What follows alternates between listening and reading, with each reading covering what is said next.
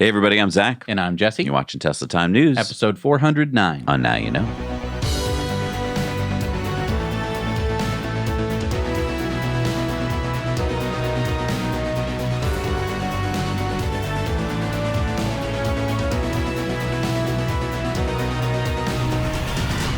Thank you to Birch for sponsoring this video. Their 4th of July sale is live now, so be sure to head to our link in the description to check them out. Birch makes mattresses that are crafted with responsibly sourced materials like organic cotton, organic wool, and 100% natural latex. We both sleep on Birch mattresses, and for years have talked about the difference Birch mattresses made in our sleep and how we feel. Actually, 93% of recent customers would recommend Birch to a friend, and 87% say they saw an improvement in their sleep quality. They also found in the survey that 79% of those who suffered from back pain with their old mattresses saw a reduction in pain with their Birch mattress. It was important for me to choose a Birch mattress made with organic and natural materials because I can sleep easy knowing I'm avoiding harmful off-gassing that can result from polyurethane foams. Unlike other brands, Birch mattresses do not contain fiberglass, which can be harmful to your health. Other mattress companies use fiberglass as a flame retardant in their products, but Birch mattresses are free of harmful fiberglass materials. Birch has its own manufacturing facility, which is entirely free from products containing fiberglass. Unlike synthetic mattresses, the wool in these mattresses makes it hypoallergenic, both allergen and mildew resistant. The weather's starting to heat up, so it's best to have a mattress that keeps you cool. If you tend to sleep hot, Birch mattresses rely on thermoregulating wool to promote airflow and keep you cool while you sleep. It's great to know that the mattress I'm sleeping on is made with natural and organic materials sourced straight from nature, which are both comfortable and durable. With your Birch mattress, you get a 100-night sleep trial along with a 25-year warranty. And Birch delivers your mattress right to your door for free within the U.S. It comes rolled up in a box and it's super easy to set up. They also offer in-home setup and removal to make your buying experience as convenient as possible. Plus, each Birch mattress comes with 2 of their EcoRest pillows made from recycled materials. They're breathable and better for the environment. We love our Birch mattresses and think you would too. If you're looking for a new bed, check out Birch Living. Their 4th of July sale is live now, so it's the perfect time to upgrade your sleep with 25% off a Birch mattress, plus 2 free EcoRest pillows. Be sure to head to our link in the description to learn more about this limited time offer.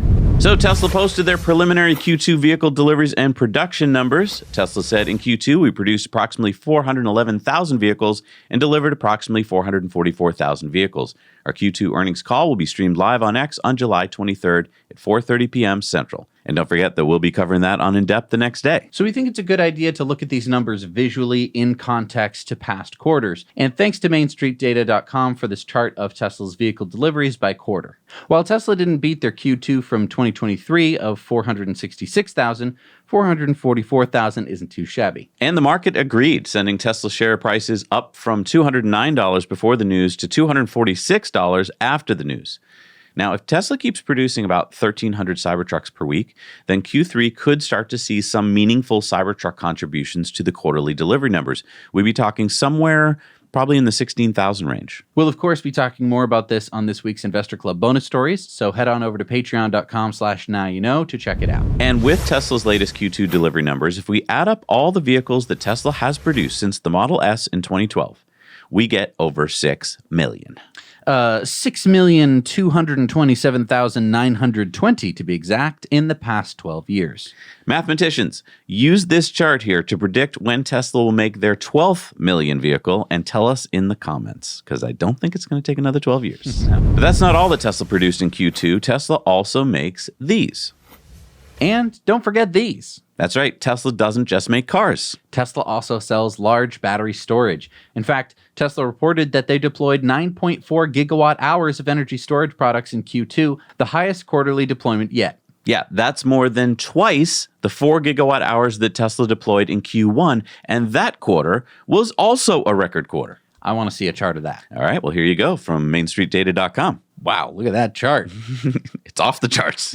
That's an estimated $3.7 billion of battery storage revenue for Q2 alone. And that is why Elon has constantly said that their energy division could become bigger than their automotive division. This just in from the field, we have a reporter covering the latest Tesla fire. To you, Mountain Man Tesla. Hey, Zach and Jesse. Mountain Man Tesla here in Rockland, California, the site of the massive Tesla fire as reported on by the news, where the headlines read 3 to 5 Teslas burn in yet another Tesla fire. And then hold on, I'm getting something right now. Okay, so the fire was started by a gas car parked next to a Tesla, which then spread to the brush and then touched the bumper of a Tesla. But clearly still another Tesla vehicle fire, calling from bans from the locals for electric cars. And I'm sure as we dig more into this, they'll find out that a Tesla must have shot a lightning bolt at a gas car, which caused the fire. So back to you guys in the studio. Once again, Mountain Man Tesla on the scene here in Rockland, California. Well, thank you, Mountain Man Tesla, because CBS Sacramento said a couple of Teslas caught fire in front of a dealership in Rockland on Wednesday. Viewer video captured some of the flames and smoke. And then, of course, X's community note said this is false. A truck caused a bush to catch on fire, which in turn damaged the Tesla. So thank you to Community Notes and Mountain Man Tesla for correcting everybody on that. And as Holmar's catalog says, actually, a gas car that visited the delivery center caught on fire and it spread to 2 Teslas. But of course, blame it on the EV, even though data shows gas cars catch fire 10 times more often. Mainstream media, whatever the truth is, we report the opposite. And Elon said, yeah. Wow. Great. It is hard to fight this stuff, guys, because when we're out there in the field talking about our EVs, it's like, well, I heard they catch on fire. And nobody ever goes like, oh, really? The Tesla caught on fire? Let me do more research about that. They go, oh, yeah, I heard that Teslas do that frequently. So make sure to watch us tomorrow as we're doing a 3-part documentary on how Elon Musk caused me to go bald. Elon reposted this from Tesla North America. The most American-made cars are sexy. To honor those who have served our country, members of the U.S. military, plus their spouses, are eligible for the Tesla Military Purchase Program on a new Model S, 3, X, or Y. Not a Cybertruck. Oh, but what's the program? Tesla says to honor those who have served our country, we're offering members of the U.S. military $1,000 off the purchase price of the Model 3, Y, S, and X. This offer is available to military veterans, retirees, active duty members, and their spouses. There is no limit on the number of vehicles that can be purchased. Wow. So go buy 1 million Teslas and get $1 billion off. Now, although I don't think many people have this over-the-air software update from Tesla yet, 2024.26 is coming, and it has some new features. So first up, Tesla has added YouTube Music and Amazon Music to Apple Music, TuneIn, and Tidal. Both YouTube and Amazon Music require premium connectivity for $10 a month or an active Wi-Fi connection. So this would be Tesla's premium connectivity of $10 a month. Tesla's also updated parental controls. Tesla says you can now enable parental controls with a pin on your vehicle, set a maximum speed limit, and limit acceleration to chill, turn on safety features such as speed limit warning, automatic emergency braking, and forward collision warning, configure night curfew to receive notifications through your Tesla mobile app when the vehicle is driven past curfew. What's going on here? Enable parental controls from the vehicle or the Tesla mobile app. So, I mean, that's really cool. So now you can set up a driver profile that's specifically for your children to drive your Tesla. If your kids are like, don't buy a Tesla, this is why. Tesla is also adding sub-destinations. Now, when you enter a navigation destination, you can select a sub-destination, such as a specific terminal at the airport to get more accurate routing details. And Tesla is adding weather forecast and air quality. Tesla says your vehicle status bar now shows the local weather conditions alongside the temperature. When air quality is poor, your vehicle also shows an AQI symbol and index value. Tap the temperature on your touchscreen to see details about your local weather forecast, such as weather conditions, highs and lows of the day, and the chance of rain. Requires premium connectivity. And lastly, with the new update, Tesla is adding new ways to schedule charging and preconditioning, saying from the redesigned menu or the Tesla mobile app, schedule charging or preconditioning for your vehicle. You can select a location, schedule a one-off, repeat specific times or days of the week, and also control when charging starts and stops. To schedule your charging and preconditioning, tap Controls and Schedule. Now, interesting data here from Tesla Scope about the number of over-the-air updates per year. Take a look at this. I didn't know there was this many. Did you? No. That would be like, I mean, isn't that like a new update every 3 days? Yeah, but I mean, maybe they bundle them all together, and that's what we're getting. We're getting bundles of multiple updates. Maybe. It's quite astounding. A lot of really great updated features in there. I'm going to talk about on Disruptive Investing this week that Fisker is no longer going to get any updates for their cars. So that's going to make it hard to drive one of those. We're now getting our first look at a patent that Tesla filed for called Controlling Environmental Conditions in Enclosed Spaces. Tesla's patent outlines the use of multiple sensors to monitor the vehicle's interior environment. These sensors may include an image sensor, an acoustic sensor, a thermal sensor, a pressure sensor, a capacitive sensor, a radio frequency sensor, or a gas sensor. According to the patent, Tesla suggests employing UV lights and a heating system to perform sanitation procedures inside the vehicle. Now, it wasn't clear to me what tech Tesla would use to sanitize the car, except that the patent mentioned the car would do it automatically. It said it would also drive to an area with Tesla Optimus robots who would aid in the cleaning. This is great news. It shows that Tesla is already thinking ahead of everything that it takes to have autonomous robotaxis. Because, of course, when you have people get into your cars, they make messes. And you got to clean them up. All right, it's time for the Cybertruck Roundup. Yeehaw! The Cybertruck Roundup. Now, we don't know exactly how many Cybertrucks Tesla sold in Q2, but with a little math, we can probably get close. Now, why would we want to know Cybertruck sales? Because we now have 4 automakers selling electric pickup trucks in the US, and we'd like to know who is number 1. Okay. All right, so Tesla announced that preliminarily they sold 21,551 other models in Q2. So not the 3 and the Y.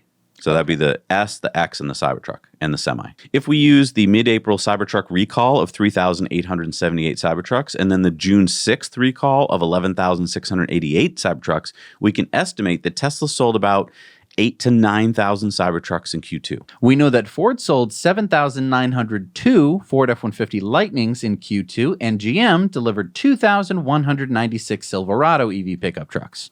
Rivian also doesn't break down their sales between their R1T, their R1S, and their vans, but we know they delivered 13,790 vehicles in total in Q2, and the R1S and the vans definitely outsold the R1T, so let's assume 4,000 R1Ts were sold in Q2. If these assumptions are correct, and please comment down below if you think we're off, then Cybertruck just became the best-selling electric pickup truck in Q2. Beating Ford at number 2, Rivian at number 3, and GM at number 4. This just in their second quarter of real production. I wonder who called that. The Greenfield, California Police Department has announced that they will be adding several Tesla Model Ys to their fleet, and it looks like they're working with Upfit Tesla on a Cybertruck police prototype. So they already have a Model 3. Yep. And if you live in Greenfield, please send us some photos or videos of this new Cybertruck. And of course, Elon said, cool. Last week, we showed you an ultra-red Cybertruck. This week, Little Baby, who has 23 million followers on Instagram, showed off his new candy apple red Cybertruck. That is what I call free advertising for Tesla. But Tesla isn't spending enough money on advertising. And Nick Cruz says that Shaq just got a Cybertruck. The only person to make a Cybertruck look small. And Elon said, cool. And I think this is the first Cybertruck that I've seen in this position. What happened? It appears that a Cybertruck carrying 4 people in Vicksburg, Mississippi overturned on June 29th when it went up that embankment on the left. One person had minor injuries and was taken to an area hospital. The other 3 walked away. We get this aftermath footage from Vicksburg Daily News. Well, it must have been full self-driving that caused it. Yeah, not so fast. Cybertruck doesn't have full self-driving yet, so it was indeed probably caused by driver error. Maybe they wanted to go off-roading. Yeah, upside down. They certainly went off-roading. And lost a wheel. So it does show that you can flip the Cybertruck. Yes. But I think that pretty much any vehicle being driven up a steep embankment. And I think that is just physics. I don't know. I'm going to show you how we can go off-road. Yeah, I think you'd need to have some kind of gyroscopic system to prevent a vehicle from flipping under those conditions. Now, our buddy Kyle Connor is reporting that Tesla is offering some current Cybertruck owners to switch out one of their Cybertruck motors for a new drive unit that has, quote, improved efficiency and reliability. Kyle says, Tesla wants one of my drive units in my Cybertruck. Won't say no to swap to a new one. Tesla says that the current drive unit is not dangerous. Now, all current Cybertrucks that aren't beasts have 2 motors, and Tesla didn't specify which motor was being replaced, front or back. So why would Tesla be doing this? I mean, did they see in the data that an improved motor would be better range-wise? So Tesla is conducting this study of early Cybertrucks, but then why not include the new motor on new Cybertrucks coming out of Giga Texas and then compare it that way? Why alert everyone that there's a possibly better motor? Right, because now all of us Cybertruck owners are going to want it installed. I was noticing we just did a trip down to Maryland and back, and I mean, fantastic trip in the Cybertruck. But I did notice that the front motor had a little bit of that, what would you call it, like whine at like 35 miles an hour. And I just wonder if maybe it had to do with noise that they're switching it out. Or better study. Well, how would they get data from the noise study if people don't know that it's a noise study? Yeah, I don't know. Are they going to use the internal microphone of the Cybertruck to try and pick it up? Or maybe they lied. Maybe they got some data from the motor saying it was about to fail and they just wanted to quietly replace it. I don't know. I don't know. Yeah, let us know what you guys think. Weird. We have not received the email yet, so. And thank you to Cybertruck Owners Club for sponsoring this show. If you want to find out all this information about Cybertrucks and more, head on over there. And also, they got the reservation tracker, so you can find out where you are in line. So much new content for you guys, as always, over on our Now Let's Review channel this week. We reviewed something a little different. Yeah, it's still technically electric, But it's not an e-bike. although I would argue its only legal use is to help when traveling. We're talking about these boxes like the Superbox S5 and the Digibox D3 that claim they can provide 10,000 movies and TV shows. Are they legal? And how do they work? We're one of the only YouTubers brave enough Or stupid enough. to talk about them. So check out what we learned over on the Now Let's Review channel. Now, you want to see if Zach and I can ride our e-bikes up a mountain? Then you're going to want to check out the latest episode of our Now We Adventure channel, where we e-bike all over the place, including small mountains. Yeah, this may not be the biggest mountain, but still, there's no way that I could have biked up Wachusett Mountain on a regular pedal bike. And we were a lot quieter than that Harley motorcycle. Remember that? That rider that passed us and then sat there in the lookout parking lot with the engine running? It sure is nice up here! What? I said, it sure is nice up here! Yeah, the view is amazing! We would love it if you checked out some of our episodes. Even if you never plan on riding an e-bike, Or visiting one of the places we ride. it's still an adventure because we never know exactly what we're going to find along the way. And on our in-depth over the weekend, we just published our cyber tent setup experience in-depth. Yeah, we've shown you the Rivian R1T's tent experience a couple of years ago, and now we thought we should share our cyber tent setup experience. Next week, I'll share my experience talking about the cyber tent actually camping. This thing can go anywhere a gas truck can go. So be sure to hit the bell notification below and subscribe to Now You Know if you haven't already so you don't miss that. I feel like you're going to get a lot more use out of this tent than the Rivian tent. Yeah, I think because the cyber tent sits inside the bed and tonneau cover, so you can leave it in the truck longer, this means that it's more likely to inspire an impromptu camping trip. Whereas you really need to plan ahead to mount the Rivian tent, and then the Rivian tent is exposed not only to the elements, but also it creates like more drag when you're driving, so it reduces range. Man, what a drag. And while I can kind of handle the cyber tent on my own, it's about 90 pounds, the Yakima Rivian tent is way too heavy for me to move by myself. Yeah, so go check out that video on In-Depth. It's really cool. So we've now learned from The Paper, a Chinese newspaper, that Tesla Model Y has been approved as a government vehicle in one of China's provinces. According to The Paper, recently the Jiangsu Government Procurement Network disclosed the announcement of the shortlisted participants of the 2024-2025 New Energy Vehicle Framework Agreement procurement for party and government organs, institutions, and group organizations in Jiangsu Province 3. That's quite a mouthful. I know. We're working on it. Which showed that the Tesla Model Y has entered the Jiangsu Provincial Government's New Energy Vehicle Procurement Catalog. So you might be like me and be like, so what? It's just one province of China. That would be like if one state like Rhode Island approved Teslas for government vehicles. Well, Jiangsu Province would be like Rhode Island if Rhode Island had 85 million people and was the richest state per capita. Oh, so this is a big deal. I think so. I mean, Tesla is the only foreign-owned automaker on this list, and just since this announcement from the Jiangsu government, several state-owned enterprises in Shanghai have begun purchasing Teslas as government vehicles as well. Because don't forget, Teslas being made in China, made with lots of local supplied parts, means that Teslas help the Chinese economy. This signaling from the Jiangsu government could open the floodgates. I mean, imagine if all of Chinese governments, federal, provincial, and local, started buying Teslas as government vehicles. Now, we couldn't find any reliable data for how many state-owned vehicles there are in China, but as of September of 2023, China's motor vehicle ownership reached 430 million units, with 18.2 million registered new energy vehicles, according to the Ministry of Public Security. The federal U.S. government bought less than 10,000 EVs in 2023 and has a fleet of 645,000 vehicles total. But imagine how many EVs China could be buying as government cars. The U.S. has about 3 million people working for it, so that would be about one vehicle for every 5 employees.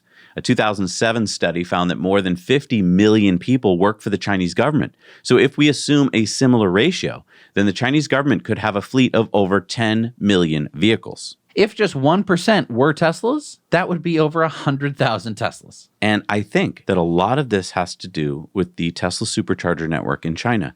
Unlike other vehicles where it still is difficult to charge, because there's so many superchargers, I think the government finally realized, oh, our employees will be able to charge easily. I think this is also another huge thing, which is that the Chinese government has been a little bit standoffish with Tesla in regards to like security, because it's a car covered in cameras. They act like, you could do spying using the car. Most cars I find aren't invited inside to like the special meetings that are taking place. So I don't know exactly why they think that they would be used for spying, since they can't. Well, I mean, the employees could be talking inside the cars, It's a possibility, I suppose. But this really shows that they don't care anymore, right? And they would rather just have a car that works. Exactly. So with delivery and sales numbers in for Q2, Ford has remained in EV second place with 23,957 EV sales in Q2 in the US, up 61% year over year. Woohoo! And EVs are Ford's fastest growing segment, beating Ford's hybrid sales, which were also up 55%,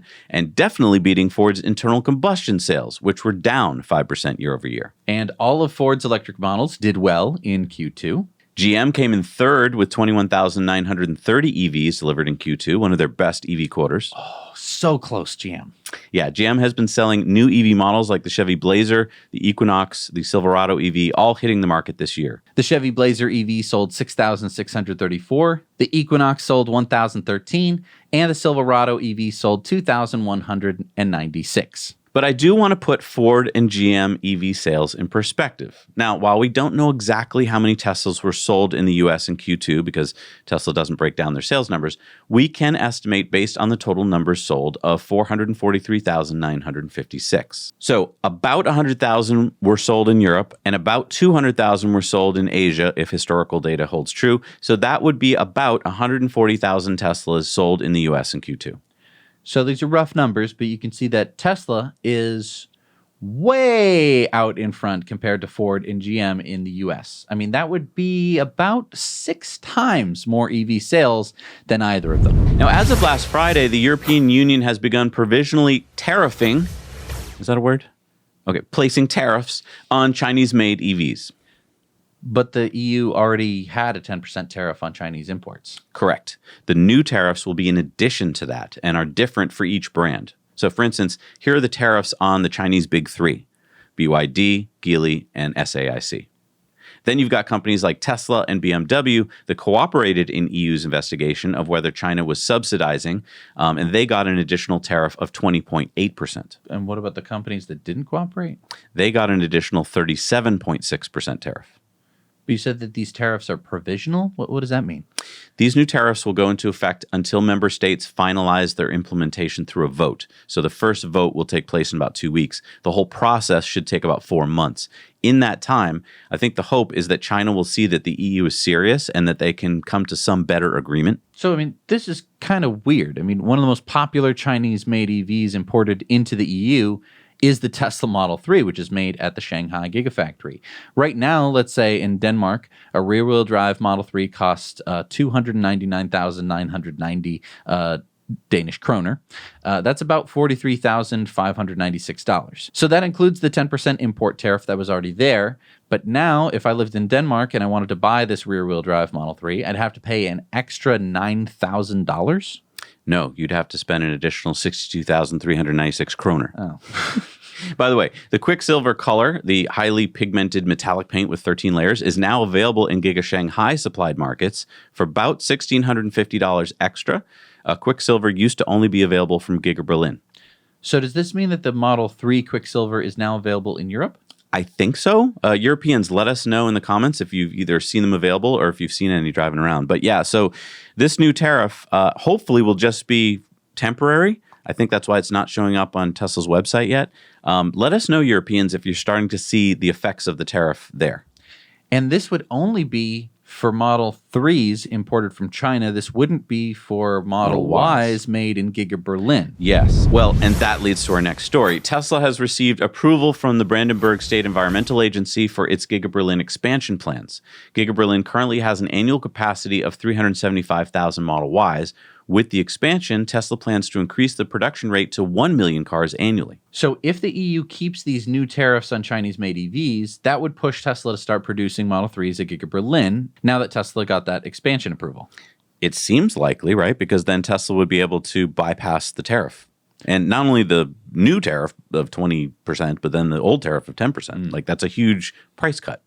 Now, we should note that this expansion is for the existing site and will not include clearing the forest where the protesters are currently living. Yeah, the expansion will include a new asphalted logistics area for new cars with a multifunctional tent from which the expansion of the factory will be coordinated. Also, on the north side of the pressing plant, Tesla will build new stairwells and access roads. And Tesla will be installing solar panels on some of the building's roofs. Next up is our buddy Will from TeslaJigsaw, who's going to show us something new he's learned about his Model 3. Take it away, Will.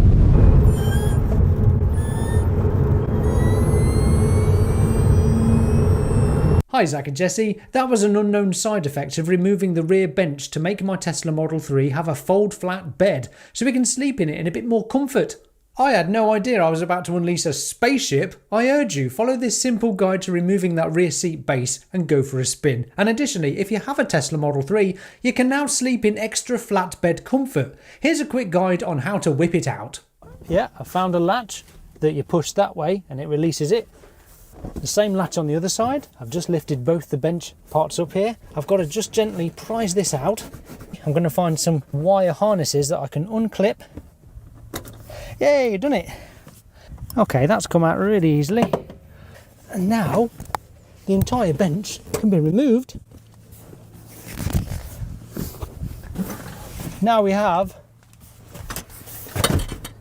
a flat bed. Fantastic. It's perhaps wise not to poke around too much under here. These are high voltage cables sat underneath a block of foam that just sits on top. And on this side the connections for the 12 volt system. Whilst the bench is out, might as well give it a hoover. You might find the odd coin or two. If you remove that back bench, you get the most amazing spaceship sound from your Tesla. Listen to this.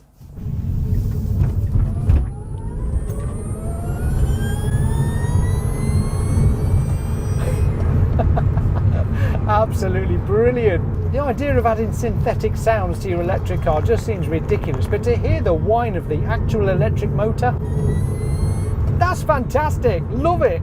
I can't believe this car keeps getting better and better. I now have fold flat seats so I can go camping in it. I have the most terrific sound. Now I've removed that bench. This car just keeps getting better and better the longer I have it. I've just made a 5-year review video about my Tesla Model 3. Check it out sometime at TeslaJigsaw. Thanks guys, back to you. Thanks, Will. Super fun and educational as always. Everybody go subscribe to TeslaJigsaw. I didn't know you could take the seats out like that. I didn't either. I thought I'd need a wrench and a knife and I'd never get the seats back in. Yeah. All right, it's time for SpaceX news. Starman, take it away. Welcome back to the Starman Report. I'm Eli Burton, your host. And before we get into this week's news, I have a Starman update for you. If you live in the Los Angeles area, mark your calendars for August 3rd. Real life Starman will be at the Tesla Santa Monica store on August 3rd from 1 to 2 p.m. doing comic book giveaways, autograph signings, and photos. Free copies are limited to the first 500 recipients. So if you are in the area, come down and get this awesome piece of Tesla, comic, and space history. Now, on with the show. This week, the Chinese company Space Pioneers conducted another test of the Tianlong 3 rocket. And what was supposed to be a simple static fire on a test stand turned into an accidental test flight.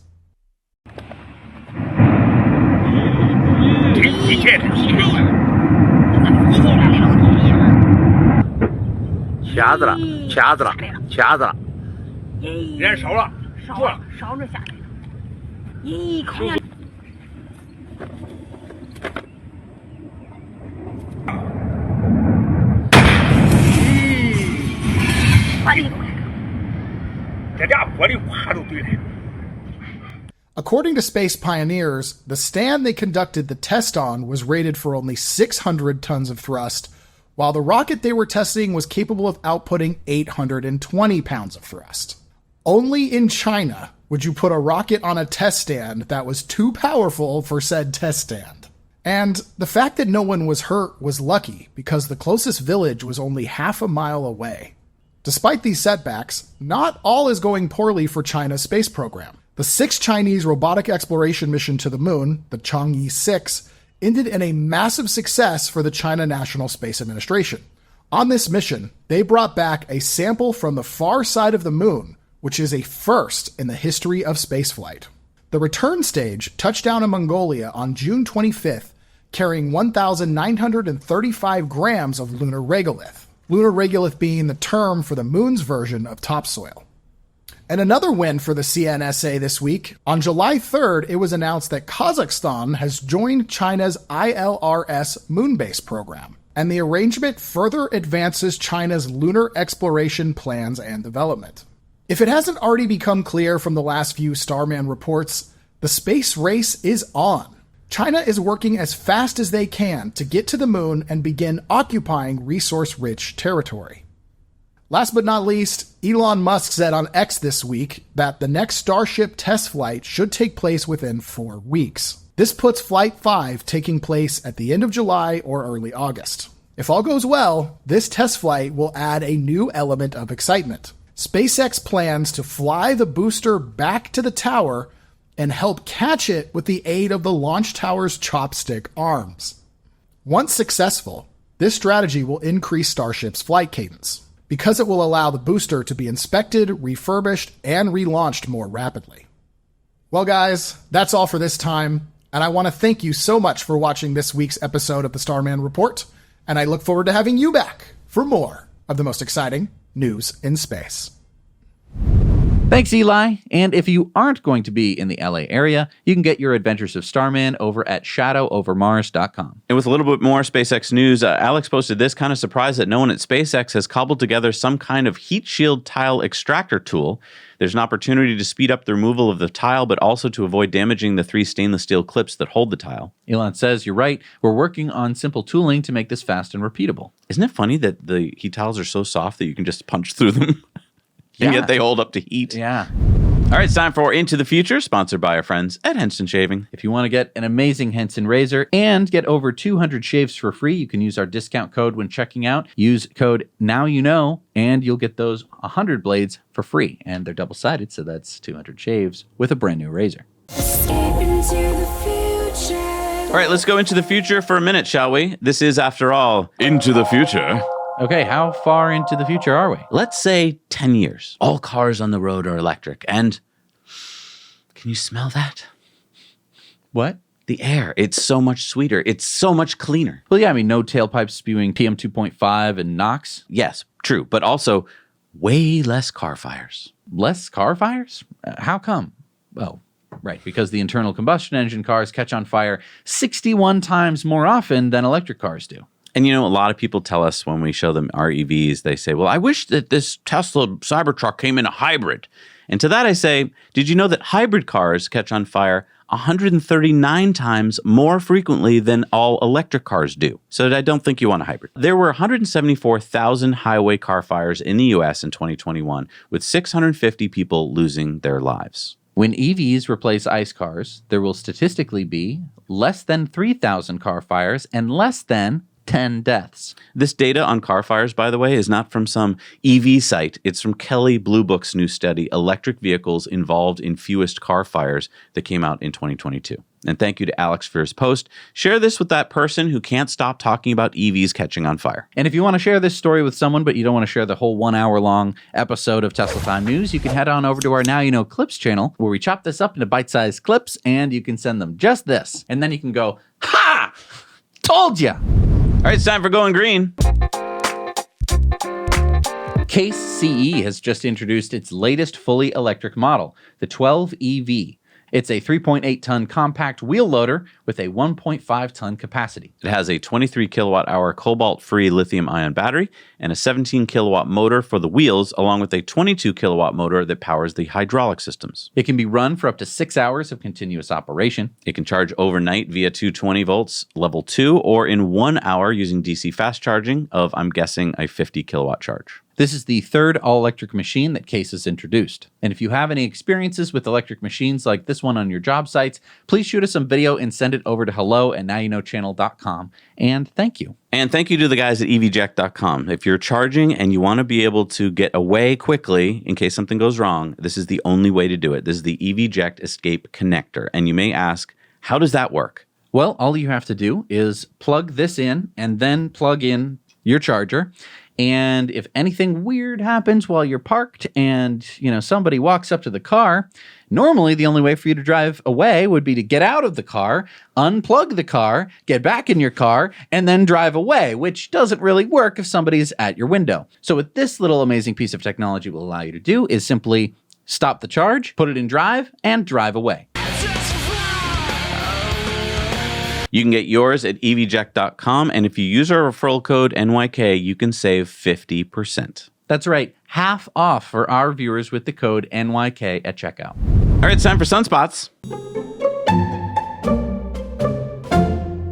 So grid scale storage continues to advance ahead of projections. How about this chart here from the U.S. Energy Information Agency?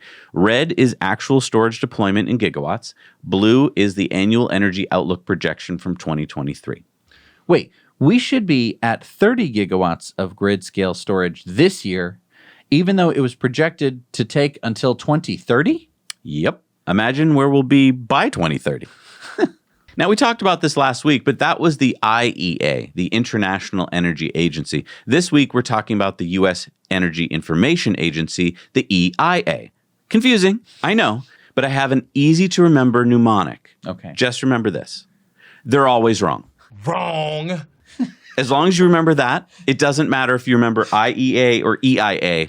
They're always wrong. Yeah. So wrong. Easy to remember, see? Like with wind capacity. Look at this. Red is actual wind installed in gigawatts. Now look at each of those dotted lines. That is what was projected in different years. Now, is this the IEA or the EIA? It doesn't matter. You just have to remember. They're always wrong. Exactly. Okay, I mean, look at this graph, though. Look at the 2015 projection and look at 2022. It's below 2021. And even 2023's projection is going to be wrong. They just don't want us to know that sustainable energy from the sun and the wind is really the answer. Going back to grid scale storage, this is what they projected just 4 years ago. Wait, the dotted light green line is from the 2020 projection? It says that we won't have 20 gigawatts of grid storage until 2050, and yet we have that today. Then they seem to have woken up and got way more exuberant about their projections last year. But they're still going to be wrong because that's linear, and we're going exponential, baby. Exactly. You don't even want to see their EV projections. No, I do. It's just going to make you mad. No, I won't get bad. Let me see. Okay, you asked for it. Red is actual in thousands of vehicles sold per year. Look at their 2021 projection. They thought it was going to take another 20 years to sell as many EVs as were sold last year. So is this the EIA or the IEA? Remember, it doesn't matter. They're always wrong. Okay. What? And if you're like, oh, but the blue line, the solid blue look line how specific looks good. it is. Well, keep in mind that the blue line doesn't include the actual red line. No. Okay? It doesn't include that. That's just where that was their starting point from that year. Yeah. Boneheads. Yes. They don't know what exponential looks like. We're trending exponentially. Salcon, please reach out to them and teach them exponential curves. Exponential function. Well, we're too busy talking about rolling averages. And hey, if you'd like to get solar on your roof or batteries in your home, talk to our friends at EnergyPal. They know all about the tax rebates and who's the best installer in your area, and they'll do all that work for free. Let them know that Zach and Jesse sent you. All right, it's time for our video contributor stories. Remember, we need your stories. That's what makes the show awesome. Send them to us 2 minutes or less. Shoot them in landscape with good audio, no music, and send them to hello@nowyouknowchannel.com. What do we got this week, Jess? We have Joe Barletta with Smart Charge America showing us a difficult and expensive EV charger installation. Hey, Zach and Jesse. Joseph Barletta here with Smart Charge America. Just wanted to kind of bring to you all one of our setups that we've done in a deeded high-rise downtown condo parking facility. You can see this is a ChargePoint CPF 50 setup. It's a dual port setup. The actual owner of the units, he actually owns both stall number 18 and 19. Now, the difficulty in putting together a project like this is the fact that this is basically not a part of the facility's community charging. That's going to be on another floor. This is individual deeded condo restricted parking charging. Now you can see the gateway up here. That's where the antenna and the cellular SIM cards are that communicate with the network. that operates both of these chargers. Now, both of these chargers are running 40 amps a piece, so this gentleman's getting 32 amps continuous going to both of his vehicles. One of the things that we'll have to realize is if you follow the conduit line here, you'll see that it's going to our electric box here. It's basically being fed from ground level, which is on floor 1. So this is how we pull our lines from parking garage floor to floor. We have to core, fire caulk, secure, all of that bracketing to and from. So if anyone basically out there is wondering what all does it take for me to get a charging station installed in a deeded high-rise condo parking area, it's a lot. It's not the normal cost of a typical charging installation. This particular charger ran us about $25,000 all in that the particular owner had to pay for this. That is a lot of work. So this is why it's so important that buildings start to adopt EV readiness built inside their building codes in order to save roughly around 90% of the cost of doing this. We're able to do if we're able to do it in the pre-construction phase. So I just wanted to give you a heads up on this. This is one of our setups. I wanted you guys to take a look at it. Just a little bit more in depth, but this is what it looks like. Appreciate all the help, guys. We love you. And now you know. Cheers. Thanks, Joe. Yeah, just a plug here for Joe and his fabulous team at Smart Charge America. If you are looking to have an EV charger installed at your home or business, you definitely want to check out Smart Charge America because these guys are the pros. And if you're building a building... Yeah, let's do it first and not have Joe do all that hard work later. My goodness. All right, it's time for our Patreon bonus stories. We've got disruptive investing this week. We've got Investor Club bonus stories. And of course, as always, for our patrons, if you join us for as little as $1 a month, you get all of our Patreon bonus stories. We'll see you there. All right, we're back from our Patreon bonus stories. It's time for the Patreon poll. Would you buy a used Fisker for $2,500? Jesse, would you? Whoa, $2,500? How's that possible? Huh?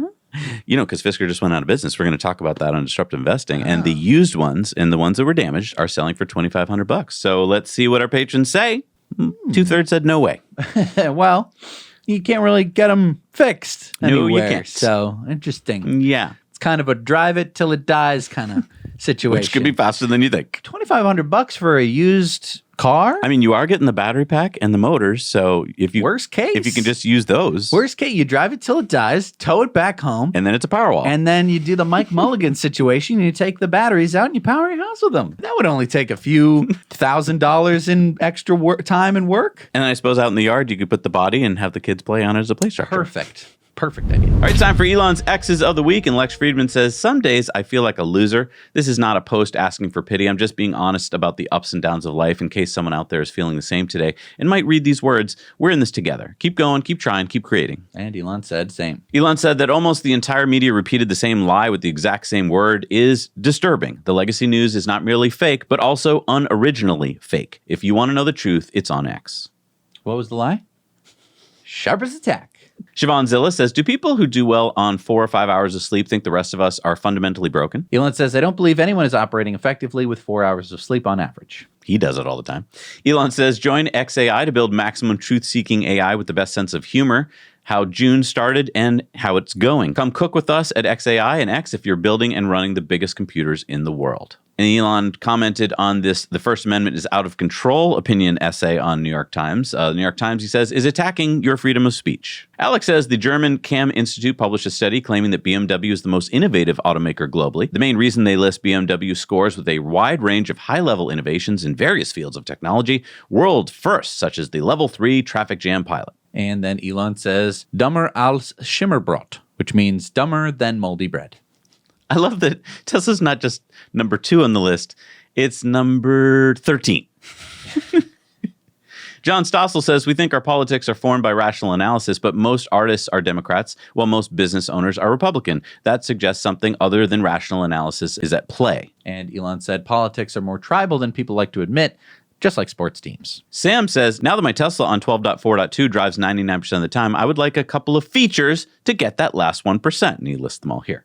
Elon said safety first, then convenience features. Some of this stuff, like rolling stop, is technically illegal, so NHTSA gets upset, but 99% of people do it. Trunk Fan says Apple and Microsoft when they see each other at the next OpenAI board meeting. Elon said the fake board? They didn't even tell the board when GPT-4 launched. Sir Doge of the Coin says, seriously, why haven't humans gone back to the moon? That's quite literally one of the top 5 things we've ever done as a species. And Elon said, soon.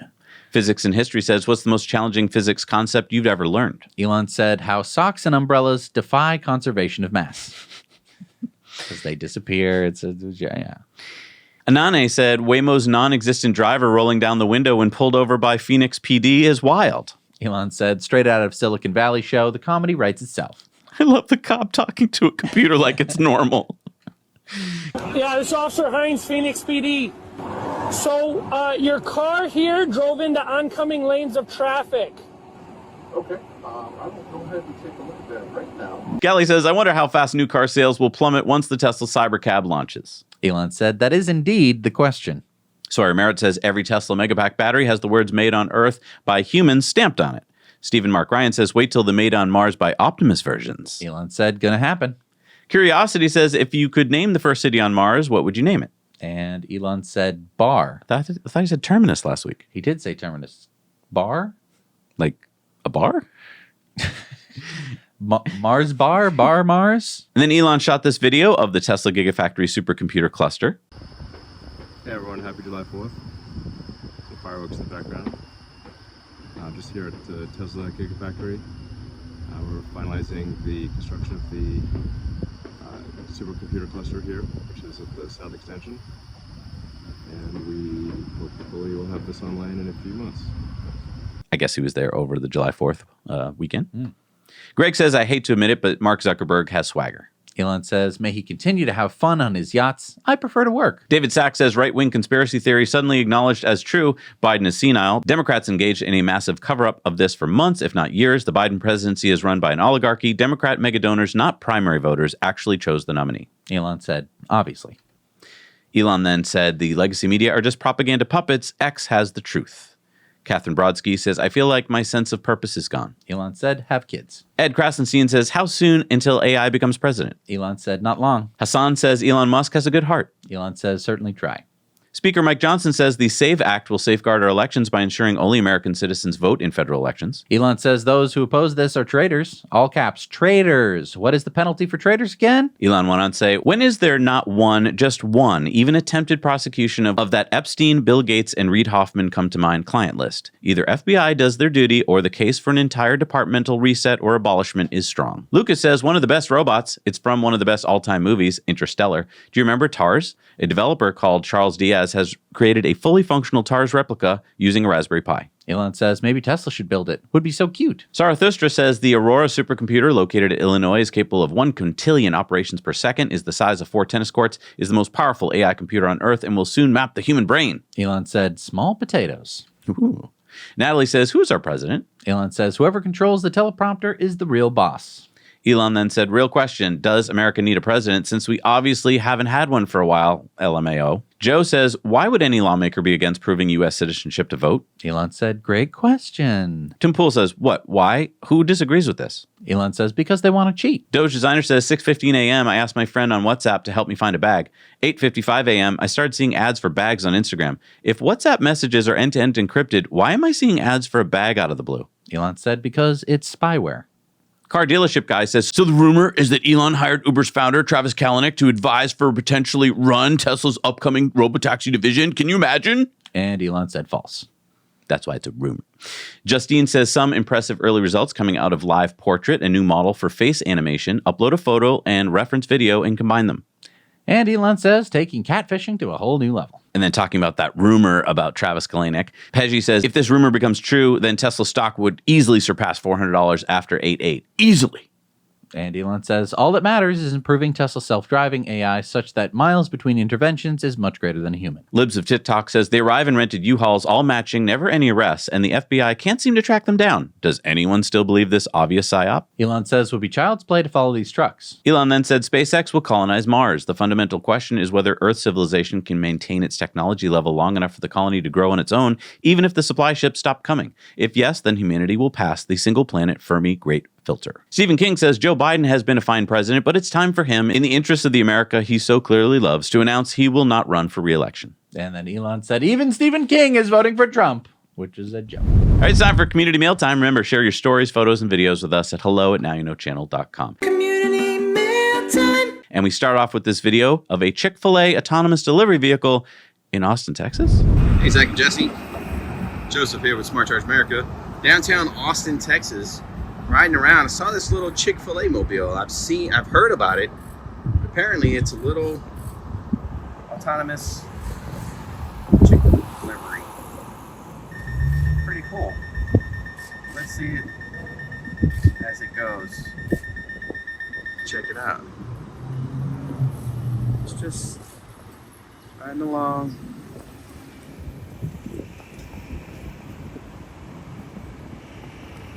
I don't care what you say. That's just cool, man. I mean, cool is not the word that comes to mind. It is interesting. I don't know. Please, someone who has ordered, like, show us the actual order, like how it works. Yeah. You know, is it mapped and all that kind of stuff? Glenn sent us this picture of himself with the Cybertruck in Edinburgh, Scotland. Foster spotted the Cybertruck in Seabrook, Washington. CJ saw this customized Model Y in Jackson, Tennessee. Edgar spotted this Cybertruck driving on I-95 in Massachusetts. Is that you? No. No? Oh, okay. That has temp tags. I don't do it. Massachusetts doesn't have temp tags. Jonathan saw this electric double-decker bus in Barcelona, Spain. Mugasha spotted this electric motorcycle in their hometown of Kampala, Uganda. Nice. David saw this metallic red Cybertruck in Carly Place, New York. Oh, is that the one we showed last week? I think so. Colin spotted this VW ID5 EV in Kent, UK. Anthony saw this Spider-Man themed Model 3 at the Crystal River Supercharger in Florida. Mike spotted these red, white, and blue Model Ys in Charlotte, North Carolina. Antonio saw the Cybertruck at Mount Rainier, Washington. And Doug spotted this matte black Cybertruck in Milwaukee, Wisconsin. Wow. I mean, is that a good advertisement or what? It's a driving billboard. It's mainly a driving billboard for Tesla, but you can put other billboards on it. All right, it's time for our EV tip of the week. Remember, send us your EV tips at hello@nowyouknowchannel.com. And this is our tip of the week. So Zach and I just helped a family member by installing a Tesla wall charger for their new Tesla Model Y, and this made a huge difference in the cost of fueling their Model Y. Yeah, instead of having to supercharge every couple of days at rates that were 3 or 4 times higher than their residential electric rate, they now can plug in at home. But our tip goes one step further, and it kind of adds to a tip that we heard about from Mark in Alabama a couple weeks ago. Yeah, Mark talked about how he reached out to his electric utility and was able to get on a new electric plan that offered off-peak charging rates, and he's now saving a bundle. I think many of us have an aversion to calling our electric utility. Please hold for an hour while I eat my lunch. But in many places, there are special rates for EV owners. Also, you can probably do better than the rate you have now just by doing a little searching. And I know that many of you watching, like Mark, have already done this research and have found some pretty amazing deals. So here's your good deed for the day. No matter where you live in the world, please post a short comment below with where you live, what electric deal you found, and that way your neighbors can also lower their electric rates. We're going to be monitoring the comments and putting all the helpful ones into a basket, and the lucky winner will win a portable 300 watt-hour battery. So get your karma points for the day and start commenting. And if someone's comment helps you back to lower your rate, give them a thumbs up and thank them. That's what our awesome community is for. I love you guys. And by the way, we just did it ourselves here in Massachusetts with National Grid. We lowered our base electric charge from 24 cents per kilowatt hour to 13.8 cents per kilowatt hour. And we didn't have to call our utility. We did it online in about 30 seconds. We signed up with Smart Energy for the next 6 months. That is 100% renewable sources. Nice. Yeah. That's, wow, okay. I think the hack here is that a lot of times you sign up like this and you're like, I feel good. And you're like, well, I'm saving so much money. 6 months goes by, a year goes by, you forget, and the rates go back up and you are no longer saving that money. So go check your electric bill today. Make sure that you are actually saving what you thought. And if you have to sign up for a new plan, do it. And there's a lot of basically third party, because like Smart Energy is not National Grid. Nope. And so these are companies that want your business. Yep. They want to provide you with 100% renewable energy, but they aren't National Grid, and all you have to do is call them up, and they do a lot of the work for you. All the work. All right, it's time for Supercharger reviews. Let's see what we got out there in the world. Hey, Zach and Jesse. This is Mike from Alaska. I'm at the new Supercharger here at the North Birchwood exit in Chugiak. This is the second Tesla Supercharger in the state of Alaska, and it's in the parking lot of the Three Bears grocery store. They have a gas station here. You can get snacks in there, or you can go inside there and do some grocery shopping. There isn't much else here, but it is directly off the highway. I would give this location a 7 out of 10 because it's right off the highway. I think with this being here, more things will come in the area as far as amenities goes. But number 2, and it's close to most of the people in Alaska, so that's exciting. And now you know. Welcome to the newest supercharger in Southern California, the West Covina, California West Covina supercharger. It's got 16 stalls in a great convenient location, 250 kilowatts. And this is what it looks like on my screen because it's raining. So it's right there, you see my car right there. And as far as things that are around here, I think it's an excellent location. I'd give it a 9 because it has an 85-degree bakery. Excellent bakery. Great place for coffee too. There's a file place to the left of me over here. This is a beautiful day for some soup. Other restaurants back there. In fact, if all I have to do is just go like this, you can see the whole list of restaurants. And there's a liquor shop, probably 24 hours. And there's the pho, it's called Cilantro Basil, Cannon Chinese, Doghouse, Plant B, Classic Burger, Sushi Me Rollin'. It's a very good, great, excellent location right here, right off the 10 freeway. So not too many people know about it because it just opened last week. And I apologize for being in the car because it's been raining heavily. But now you know. Have a great day, Zach and Jesse. Hello, my name is Greg, and I'm at the 8-stall, 250 kilowatt supercharger station in Shelbyville, Indiana, right behind the Culver's restaurant. Nearby, there's a Cracker Barrel restaurant with general store, and right across the street, there's a Wendy's and a Speedway gas station, and right around the corner, there's a steakhouse. Overall, I have to give it 7 out of 10, just because the restaurants are not 24 hours, but it is conveniently located right off the freeway. Back to you. Hello world, this is Holger from Austria again. I'm here in Czech Republic at Lobotice Supercharger. This supercharger is 3.3 and it has 8 stalls. There are also 4 Ionity stalls. It's in the city center, not too far from the highway. The next restaurants are like 200-300 meters away. So I give this a 6 out of 10. Now you know. I love how at many of the European superchargers, the ground isn't just asphalt. It's like really pretty.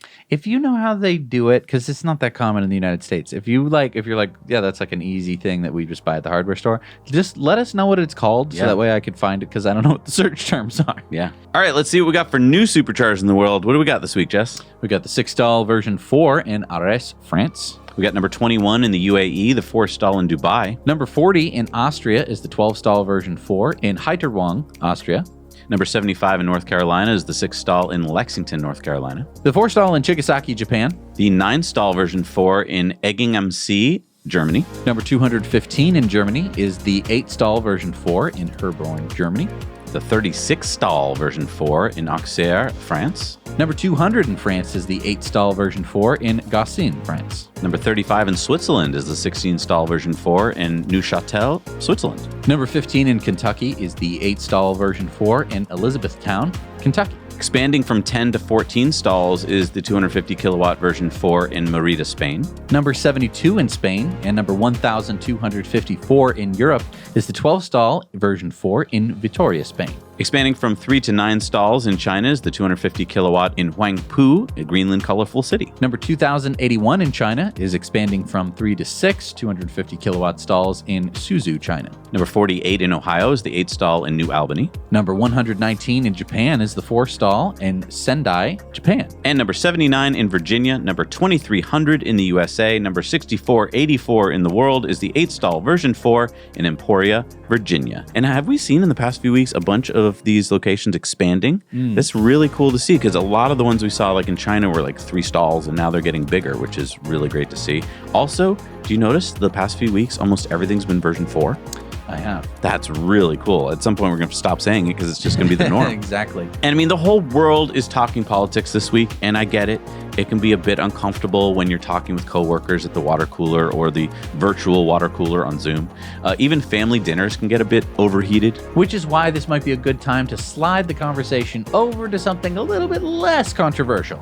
Electric vehicles and sustainable energy. I mean, that used to be the most controversial thing, but I feel like this week it's not. So maybe bring up a story you heard on today's show and see where it leads. You might be surprised. As people learn new things about EVs and sustainable energy, you might just change their mind, especially if you can dispel some of the common misconceptions about EVs and solar panels and batteries. And thank you guys for being awesome. Thank you to everyone here for supporting us on Patreon. If you're not on Patreon already, it's worth checking out. For just $1 a month, you can see all of our Patreon video stories, which is a lot more content, and it really helps us out. So maybe check it out this week. We'll see you guys next week. Now you know.